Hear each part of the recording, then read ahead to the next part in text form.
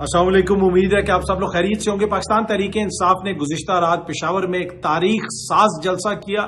جی ہاں جی، میں ریپیٹ کر رہا ہوں کہ پاکستان تحریک انصاف نے تمام ریکارڈ توڑ دیے۔ یہ جلسہ ایک تاریخ ساز جلسہ تھا۔ میں کیوں کہہ رہا ہوں، ساری تفصیلات آپ سے شیئر کروں گا۔ اس کے ساتھ ساتھ مودی صاحب بہت زیادہ پریشان ہیں۔ مودی کیوں پریشان ہے، بھارت کو کس مشکل کا سامنا ہے، وہ بھی آپ سے شیئر کریں گے۔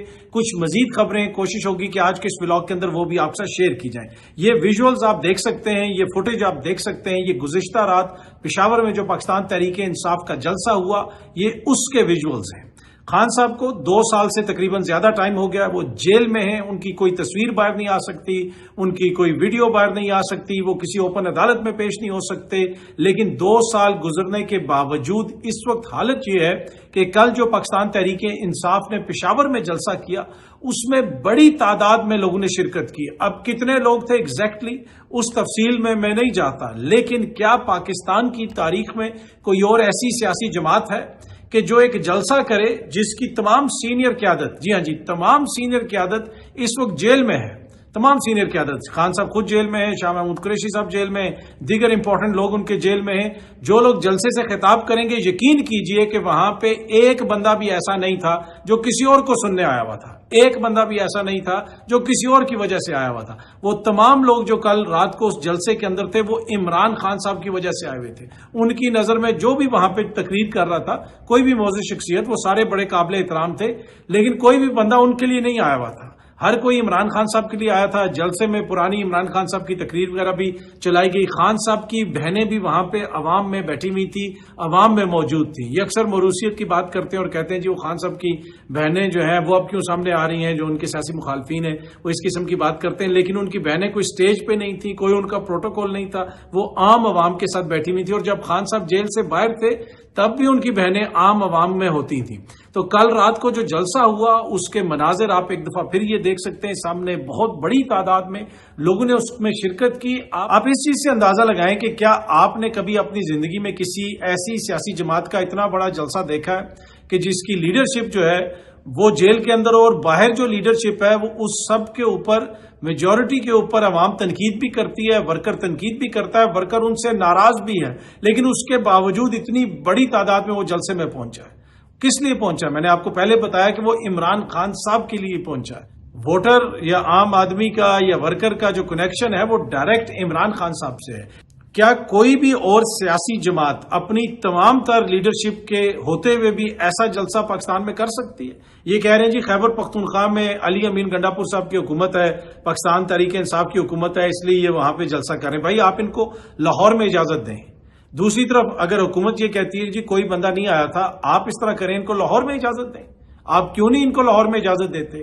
خیبر پختونخوا میں جلسہ ہوا، ایک پرامن جلسہ ہوا، آلدو کہ خیبر پختونخوا میں سیکیورٹی سچویشن ہے، وہاں پہ بہت سارے مسائل ہیں، لیکن اس کے باوجود ایک پرامن جلسہ ہوا، اس میں فیملیز نے بھی شرکت کی، دیگر لوگوں نے بھی شرکت کی۔ تو آپ ان کو لاہور میں بھی اجازت دیں، ان کو کرنے دیں لاہور میں۔ کراچی میں جلسہ دودھ کا دودھ اور پانی کا پانی ہو جائے گا۔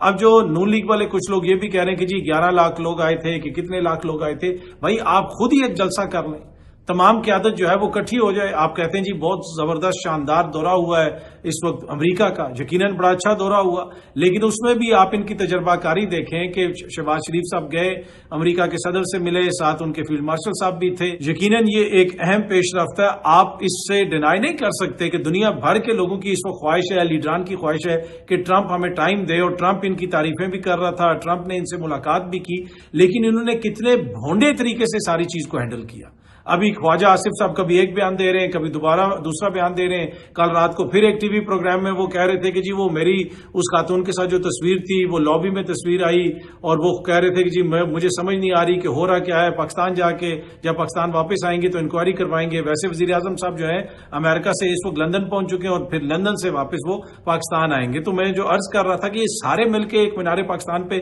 جلسہ کر لیں، یہ سب نکال لیں، ایک بہت بڑی ریلی نکالیں، بلکہ ڈیفرنٹ ریلیز نکالیں اور جلسہ کریں مینار پاکستان پہ، پتہ چل جائے گا کہ کون کتنا مقبول ہے۔ تو اس وقت پاکستان تحریک انصاف کی قیادت بھی باہر نہیں ہے، باہر جو قیادت ہے لوگ ان سے گلہ بھی کرتے ہیں، شکوہ بھی کرتے ہیں، ان کے خلاف بات بھی کرتے ہیں, لیکن اس کے باوجود وہ سارے لوگ اس جلسے میں آئے. کیوں آئے, وجہ میں نے آپ کو بتا دی. تو جب میں یہ کہتا ہوں کہ یہ ایک تاریخ ساز جلسہ تھا, یہ ایک انپریسیڈنٹڈ قسم کا جلسہ تھا, تو اس میں کوئی دو رائے نہیں. ہم نے اپنی زندگیوں میں, ہم نے پاکستان میں کسی بھی سیاسی جماعت کا ایسے جلسہ نہیں دیکھا کہ اس کی قیادت جو ہے وہ بالکل مسنگ ہے, اس کی قیادت کو باہر آنے کی اجازت نہیں, میڈیا پہ نہیں دکھایا جا سکتا. اور میڈیا نے مکمل بلیک آؤٹ کیا. میڈیا نے کوئی جلسہ نہیں دکھایا, کچھ نہیں دکھایا کہ جلسہ ہو رہا ہے. ویسے میڈیا والے گلا شکوا کرتے ہیں کہ جی علیمہ خان صاحبہ ہم سے بات نہیں کرتی, عمران خان ہمیں یہ جواب دے, عمران خان ہمیں وہ جواب دے, علیمہ خان ہمیں یہ جواب دے. بھائی آپ نے تو اس کا جلسہ بھی نہیں دکھایا, تو آپ کس منہ سے گلا شکوا کرتے ہیں؟ وہ جلسہ اگر کہیں پہ دکھایا جا رہا تھا تو سوشل میڈیا کے اوپر, ویسے تو کہیں پہ نظر نہیں آ رہا تھا, لیکن اس کے باوجود جتنے بھی نیوز چینلز چل رہے تھے, اگر آپ ان کو یوٹیوب پہ دیکھتے تو جو جلسے کو لوگ دیکھ رہے تھے سوشل میڈیا پہ وہ اس سے زیادہ تھے, اس لیے کہ لوگوں کا انٹرسٹ تھا. تو جس طرح میں نے عرض کیا کہ ایک زبردست کامیاب جلسہ ہوا, اور یہ شو کرتا ہے کہ پاکستان تحریک انصاف کی جو گراؤنڈ لیول پہ سپورٹ ہے اس میں کوئی کمی نہیں آئی. کوئی علی امین صاحب پہ تنقید کرے, کوئی کسی اور معزز لیڈر پہ تنقید کرے, جو ووٹ بینک ہے, اگر آج بھی عمران خان صاحب علی امین صاحب کو ٹکٹ دیں گے تو ووٹ علی امین کو ہی پڑے گا. اگر آج ٹکٹ اسد کیسر صاحب کو ملے گا تو ووٹ اسد کیسر صاحب کو پڑے گا. آج ٹکٹ عاطف خان صاحب کو یا علی محمد خان صاحب کو یا کسی معزز دوست کو دیا جائے گا تو ووٹ بھی اسی کو پڑے گا. کوئی یہ نہ سمجھے کہ جناب وہ اگر ان کو ٹکٹ دیں گے تو شاید عوام ان سے ناراض ہے. عوام ان لوگوں سے ناراض یا ناراضی کا جو اظہار کرتی ہے وہ اس وجہ سے کرتے ہیں کہ بھائی آپ عمران خان صاحب کی رہائی کے لیے کیا کر رہے ہیں. کل اسد کیسر صاحب نے عمران خان صاحب کی بہنوں کو خراج تحسین پیش کیا. انہوں نے کہا جس جرأت سے عمران خان صاحب کی بہنیں, جس حوصلے کے ساتھ عمران خان صاحب کی بہنیں اس عمر میں اپنے بھائی کے ساتھ کھڑی ہیں تو ہم ان کو سلام پیش کرتے ہیں, اسد کیسر صاحب نے کہا. اور ساتھ ساتھ انہوں نے کہا کہ جناب عمران خان ہمارا بھی بھائی ہے, یہ نہیں ہو سکتا کہ ہم اس کو چھوڑ کے چلے جائیں. 30 سال سے ہم اس کے ساتھ ہیں اور آخری دم تک ہم اس کے ساتھ رہیں گے. تو اب دیکھتے ہیں جناب یہاں سے چیزیں آگے کس طرف جاتی ہیں. لیکن جس طرح میں نے آپ کو پہلے بھی بتایا کہ without any media coverage, without any thing, کل کا جلسہ, کل رات کا جلسہ ایک تاریخ ساز جلسہ ہوا, اور وہ اس کی وجہ کیا تھی وہ بھی میں نے آپ کے ساتھ شیئر کر دی. جس طرح میں پہلے بھی عرض کر رہا تھا کہ موجودہ جو سسٹم ہے اس کے اندر بار بار ایسی چیزیں ہوتی ہیں کہ جس کی وجہ سے حکومت کے اوپر تنقید ہونا شروع ہو جاتی ہے, اور وہ جو ساری چیزیں ہیں, جو سارے جواز ہیں, وہ حکومت والے خود پیش کرتے ہیں. جس طرح میں نے بتایا کہ جی ابھی اقوام متحدہ میں سپیچ کی, وہاں پہ ٹرمپ صاحب سے ملاقات ہوئی, وہ ساری چیزیں ڈسکس ہونی چاہیے تھیں, لیکن یہ کس کو ساتھ لے کے گئے ہوئے تھے؟ اب صرف وہ چیز ڈسکس ہو رہی ہے. خواجہ آصف صاحب نے گزشتہ رات, جس طرح میں نے عرض کیا کہ ٹی وی پروگرام میں, انہوں نے کہا کہ جی بہت سارے لوگ ملتے ہیں اور ساتھ تصویر بھی بناتے ہیں, پاکستان واپس آ کر اس معاملے سے متعلق انکوائری کروں گا. انہوں نے کہا تھا کہ جی میرے ساتھ ہوٹل کی لابی میں تصویر بنائی گئی, اس خاتون کو نہیں جانتا, یہ انہوں نے کہا تھا. خواجہ صاحب جیسے اس خاتون کو پہچاننے سے انکار کر رہے ہیں, وہ کہہ رہے ہیں کہ جناب ان کو نہیں پتا کہ یہ خاتون وہاں پہ کیسے بیٹھی. ویسے ہی پاکستان کے فورن آفس نے بھی ایک سٹیٹمنٹ جاری کی, یہ سامنے آپ سٹیٹمنٹ دیکھ سکتے ہیں. سٹیٹمنٹ کو ایکسپریس نیوز نے بھی رپورٹ کیا. میں تھوڑا سا آپ کو اس کا اردو ترجمہ پڑھ کے سناتا ہوں جو ایکسپریس نیوز رپورٹ کر رہا ہے کہ وزارت خارجہ نے حالیہ اقوام متحدہ سلامتی کونسل کے اجلاس میں وزیر دفاع کے پیچھے بیٹھی ایک خاتون سے متعلق سوالات کا نوٹس لے لیا, اور اپنے بیان میں بتایا کہ وزیر دفاع خواجہ آصف کے پیچھے بیٹھی خاتون کا باضابطہ اجازت نامہ نہیں تھا, خاتون کا نام پاکستان کے وفد کی فہرست میں شامل نہیں تھا.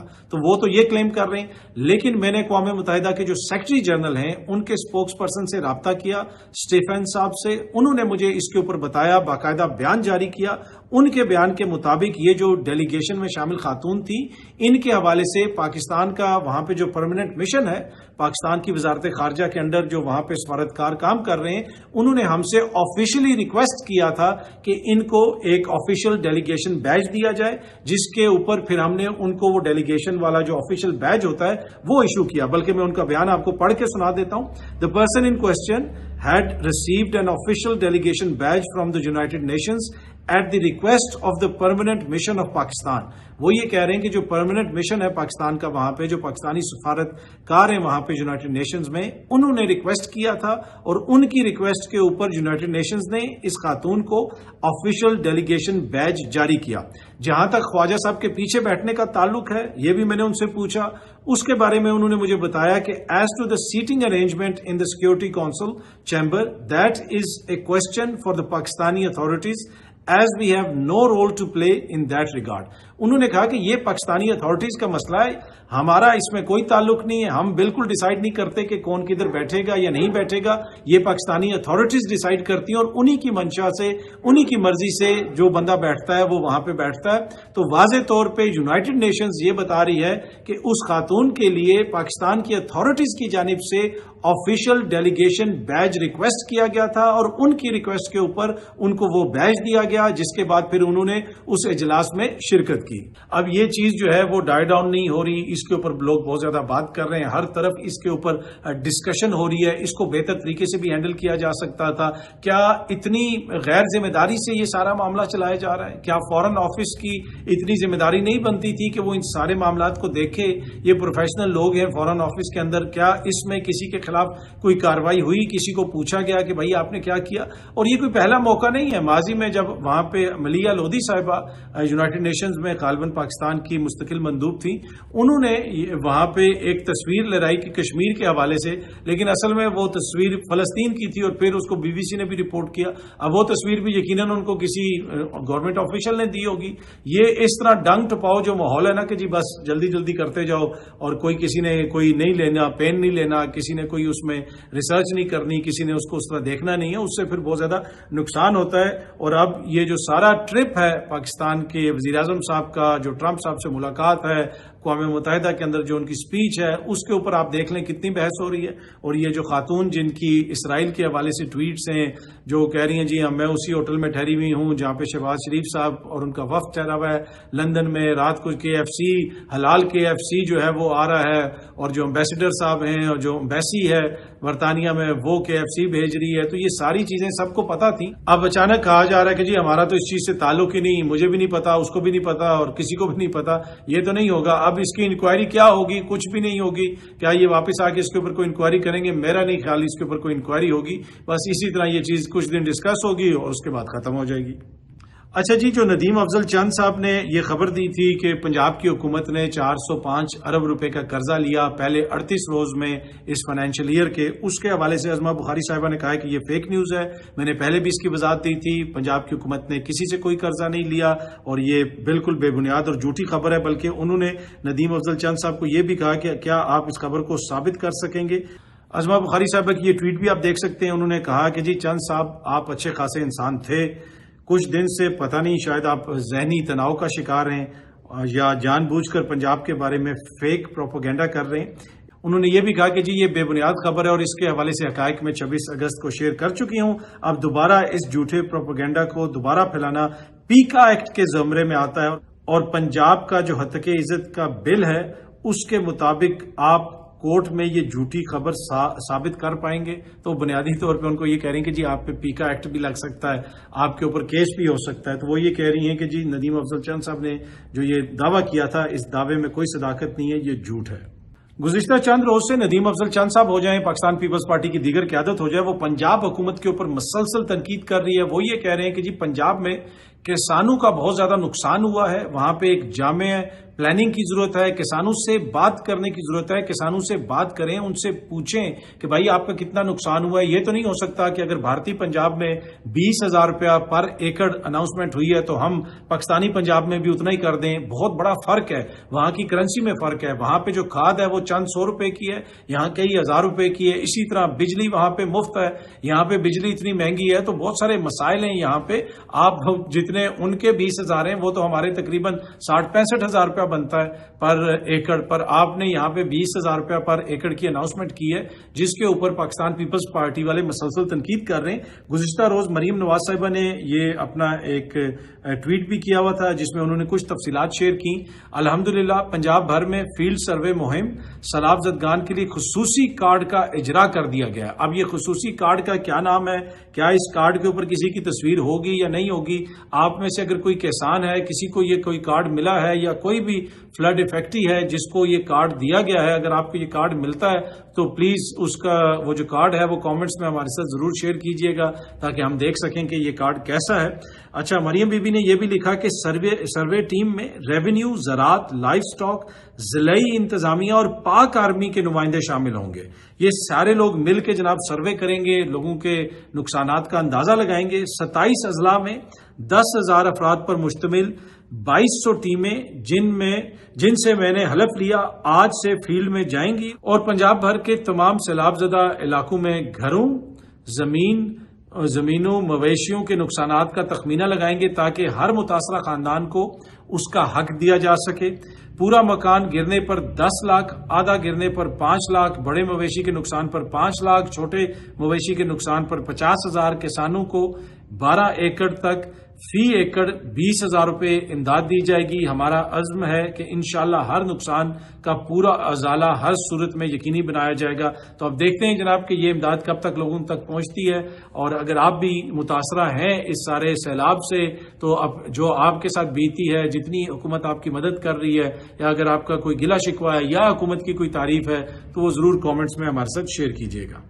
आज पाकिस्तान और इंडिया का मैच है और हमारी दुआएं पाकिस्तान के साथ हैं। आई होप कि इंशाल्लाह पाकिस्तान अच्छा खेलेगा और जीतेगा। अब देखते हैं जनाब कि आज के मैच में क्या होता है। अच्छा जी, आखिर में बड़ी इंपॉर्टेंट खबर है कि मोदी साहब बड़े परेशान हैं। ये सामने आप देख सकते हैं, टाइम मैगजीन भी इसको रिपोर्ट कर रहा है कि अमेरिका और भारत खामोशी से अपने ताल्लुकात बेहतर करने की कोशिश कर रहे हैं। अब हमेशा से भारत को बड़ा जोम रहा है कि इस खित्ते के अंदर हम तो वेस्ट की डार्लिंग है और अमेरिका तो हमारे पीछे खड़ा होगा, चाइना के मुकाबले में हम खड़े हैं यहाँ पे। लेकिन इस वक्त सूरत हाल ये है कि मोदी बड़ा परेशान है और मोदी की कोशिश ये है कि किसी तरीके से भारत के ताल्लुकात बेहतर हो अमेरिका के साथ। अगर आप इस वक्त भारतीय मीडिया देखें, वहां पे उनके साबिक जर्नल बैठे हुए हैं, वहां पे उनके तज्जियाकार बैठे हुए हैं और वो कह रहे हैं कि जी ये क्या हो गया, मोदी को क्यों नहीं लिफ्ट कराई जा रही, क्यों जो है शहबाज शरीफ साहब से मुलाकातें हो रही हैं, क्यों पाकिस्तान जो है वो ये वहां पे जाके ट्रंप से मिल रहा है, हमें कोई घास क्यों नहीं डाल रहा। ये सारी चीजें वहां पे जो इस वक्त डिस्कस हो रही हैं। अच्छा, अब इसमें इशू ये है कि जो मोदी साहब हैं वो उनकी जो पर्सनैलिटी है वो ये समझते हैं कि जैसे मेरी पर्सनैलिटी बड़ी लाइकेबल है, मुझे बड़ी दुनिया पसंद करती है। लेकिन ऐसा मामला नहीं है। ट्रंप साहब हो जाएं, दीगर लोग हो जाएं, कोई भी लीडर हो, वो कोई जाती दोस्त तो नहीं होते आपके। होता ये है कि कंट्री टू कंट्री रिलेशन होते हैं। अब टाइम मैगजीन भी जो रिपोर्ट कर रहा है, मैं थोड़ा सा आपको इसमें पढ़ के सुनाता हूं कि बहुत सारी चीजों का जिक्र है, लेकिन उसके साथ साथ ये लिखा हुआ है, yet none of this will restore the personal trust that's been lost between Trump and Modi. Trump और मोदी के जो ताल्लुकात हैं वो बड़े कशीदा हो गए। उसमें मोदी साहब ने चालाकी करने की कोशिश की। मोदी साहब समझते थे कि जनाब हमारे बगैर तो इनका गुजारा नहीं है, और जिस किस्म की उन्होंने हरकतें की, फिर अमेरिका के अंदर इन्होंने दहशतगर्दी करवाने की कोशिश की, इनके इदारों ने वहां पे लोगों को टारगेट करने की कोशिश की, कनाडा के अंदर इन्होंने ये सब कुछ किया। ये अपनी तरफ से सुपर पावर बन के बैठे हुए थे। और फिर हुआ ये कि इस सारी चीज, ये जो मोदी का ग्राफ यहां से यहां पे गया है, पहले तो देखे ना, मोदी को अमेरिका का वीजा नहीं मिलता था, मोदी को बरतानिया नहीं आने दिया जाता था, लेकिन बाद में जे मोदी होती थी, हर जगह पे अमेरिका ने भी वीजे दिए, बरतानिया ने भी दिए, वहां पे जाके ये खिताब करते थे और मोदी मोदी होता था हर तरफ। अचानक ऐसा क्या हुआ कि मोदी साहब यहां से और भारत यहां से यहां आ गया। वो जिस तरह उनके त्यारे वहां से यहां आए, बिल्कुल वही हुआ, और कुछ भी नहीं हुआ। हुआ वही जो इनको शिकस्त हुई जंग के अंदर पाकिस्तान से, उसमें बहुत सारी चीजें हमेशा के लिए बदल गई। पहले ही ये कुछ ऐसी हरकतें कर रहे थे जिससे मगरिब खुश नहीं था, लेकिन मगरिब इनको बर्दाश्त कर रहा था।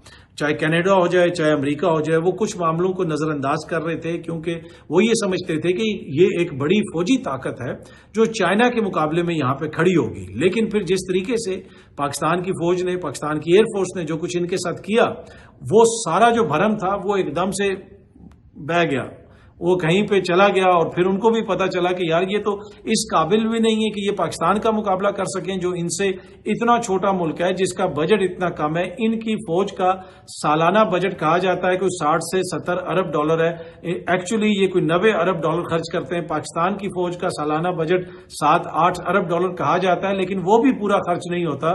उसे समटाइम हमारे पास उतने पैसे भी नहीं होते। लेकिन उसके बावजूद जो हमने इनके साथ किया है वो एक गैर मामूली वाकया था, गैर मामूली जंग थी। तो जिसके बाद मोदी साहब को इन सारी मुश्किलात का सामना है। अब कोशिश ये कर रहे हैं कि जी किसी तरीके से ट्रस्ट बहाल किया जाए। मोदी साहब ने अपने फॉरेन ऑफिस की जिम्मेदारी लगाई है, अपने लोगों की जिम्मेदारी लगाई है कि मेरा जो इमेज है उसको बिल्ड किया जाए। मोदी अपने इमेज के हवाले से बहुत ज्यादा कॉन्शियस हैं, और उनका जो वो था ना कि बड़ा 36 के पता नहीं कितने इंच का, 56 इंच की छाती, और ये और वो बड़ा ये हैं वो हैं, बड़े वो वॉरियर हैं, वो सारा बह गया जब पाकिस्तान के साथ जंग हुई। तो इसी वजह से इनको आलमी सतह पर भी इस वक्त मुश्किलात का सामना है। लेकिन खबर बड़ी यही है कि बड़ी सर धड़ की कोशिश हो रही है कि किसी तरीके से अमेरिका के साथ वो ताल्लुकात बेहतर हों और चीजों को आगे बढ़ाया जा सके। کہ اب کب تک یہ تعلقات بہتر ہوں گے. کہا یہ جا رہا ہے کہ اس سال کے آخر تک شاید ان کا کوئی ٹریڈ ایگریمنٹ وغیرہ بھی ہو جائے. لیکن جتنی عظیمت کا مودی صاحب کو سامنا کرنا پڑا وہ بھارت امریکہ جو تعلقات ہیں اس میں حالیہ دہائیوں میں وہ کافی زیادہ ان پریسیڈنٹڈ ہے. بہت جلدی آپ سب دوستوں سے دوبارہ ملاقات ہوگی. Thank you very much.